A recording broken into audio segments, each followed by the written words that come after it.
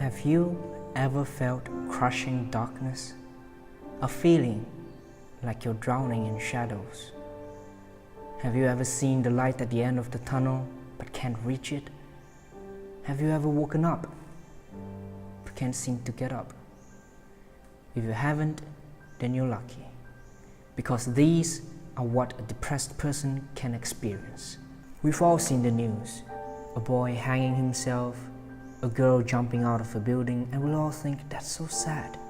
But have you ever thought, what were they experiencing at that time? What went through their minds? And most importantly, how could you have helped them? Today, we'll be taking a deep dive into the topic of depression and its effects, causes, symptoms, and many more. I'm your host Jason, and join me as we take a look at young depression.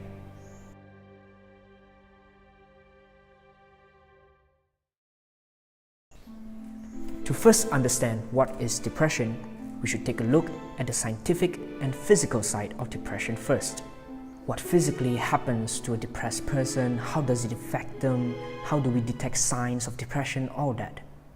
To do this, we have sought the advice of Dr. Ong Beng Keat, a clinical psychiatrist who has worked in various government and private hospitals and now runs his own clinic in Pinang.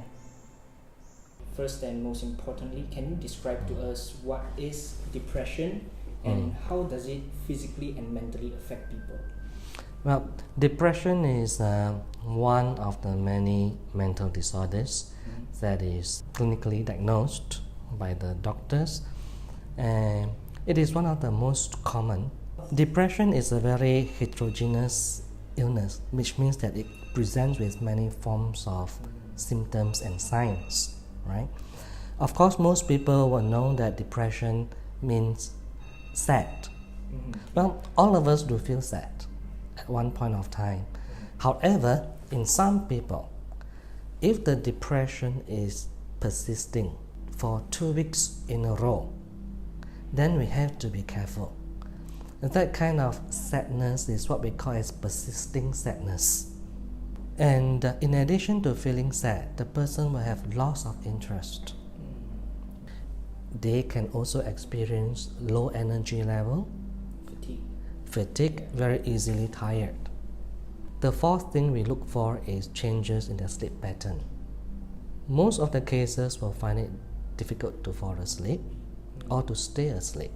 In rare occasion, it is the opposite. So instead of insomnia, they have hypersomnia. The fifth thing we may look for is actually changes in appetite. Most instances, they don't feel like eating, they might have loss of weight. We also look for any slowness in thinking and movement, what we call as a psychomotor retardation in medical terms. The seventh thing we look for is loss of focus, loss of concentration. You may be talking to a person with depression and halfway they look very blank, or they may ask you again, excuse me, what did you say just now? Can you please repeat it? The last two are very serious. The last two symptoms are, one is start to feel very hopeless. The last symptoms, the ninth symptoms, is actually deliberate self-harm. They can have what we call as trying to hurt themselves. It's actually the thought of the dying, death. Suicidal thoughts. It is a thought, and most cases they actually try to push that kind of thought away. But as the depression becomes more and more severe, instead of just thinking about it, they may actually plan about it. If your friend used to be very cheerful and outgoing, very happy-go-lucky, you know how your friends behave normally. And if persistently there is a change in this behavior out of the norm over a period of time, especially as we said, few weeks, then maybe you have to be careful. Even though they never voice it out, sometimes you can tell from just looking. If from the assessment it is mild depression, right? We may actually consider just doing a psychotherapy. Psychotherapy includes counseling, talking therapy. Some people call it as a talking therapy, right? They can just go for supportive therapy, group therapy that does not require medication.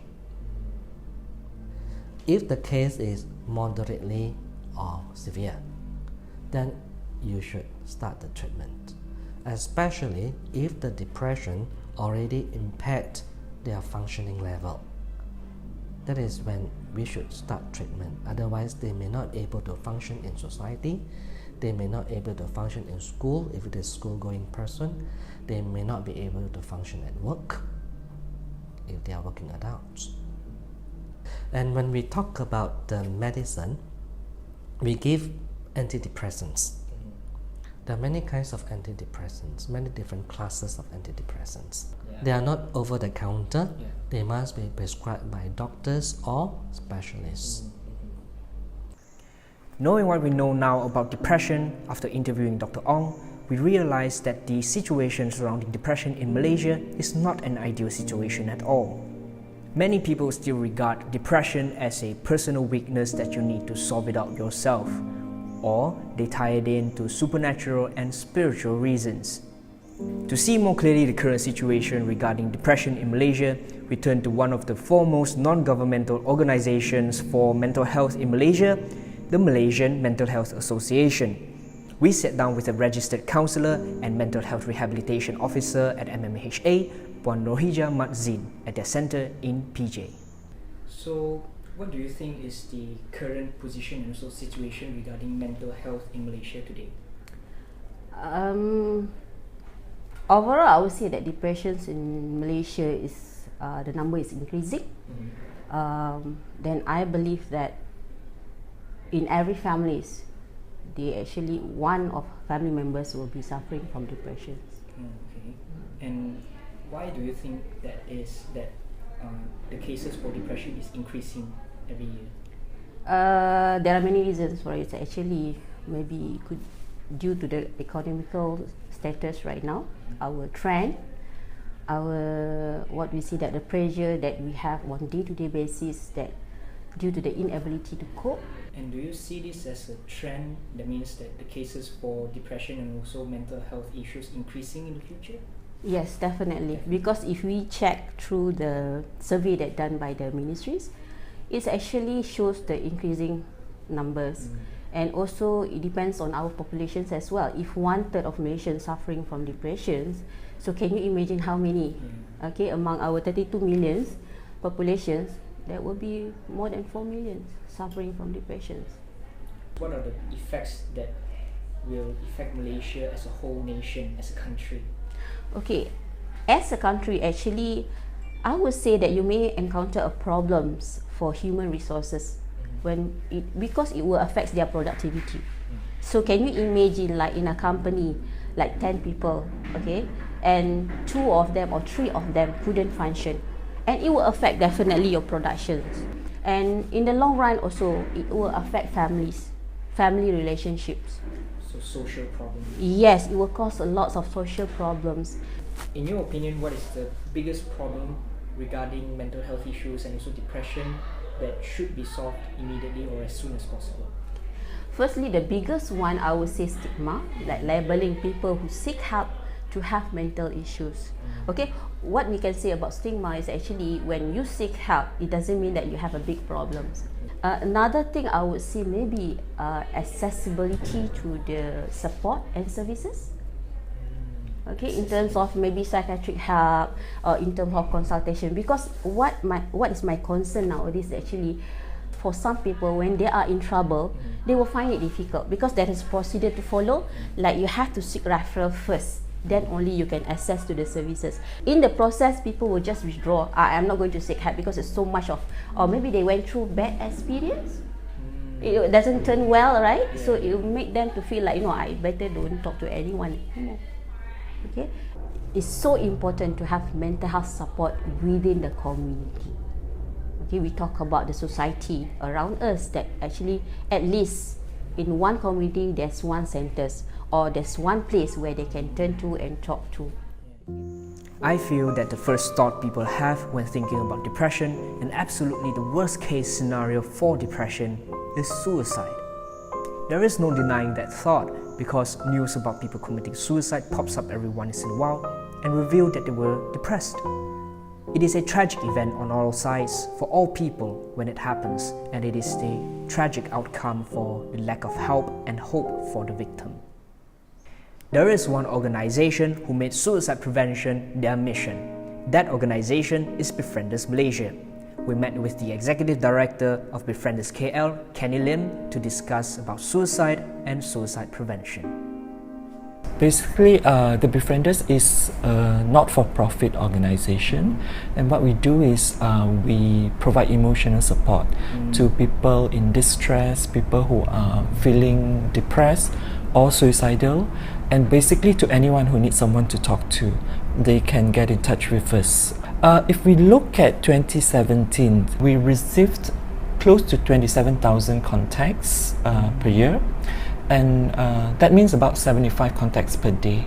And out of that, 80% were through the telephone, about 19.5% email, and also only about 0.5% through face-to-face. So most of them. From our statistics, the top 3 issues in 2017 were basically relationship, followed closely by mental health issues.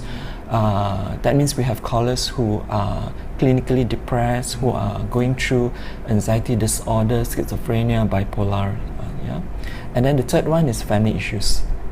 Basically, we do active listening, which means a lot of times we listen to them, we encourage them to open up, to talk about what's troubling them. There's always this fear of not being listened to, not being accepted, being judged. This is basically a very safe place for them to call and talk, because first of all, we don't judge them, everything is confidential, and also if they're not comfortable, they don't have to tell us their real information. Especially for people who are having mental health issues, who are depressed, for example, or who are having suicidal thoughts. These are the things that you find it so difficult to open up because there's this stigma that is attached to mental illness, that's attached to suicide.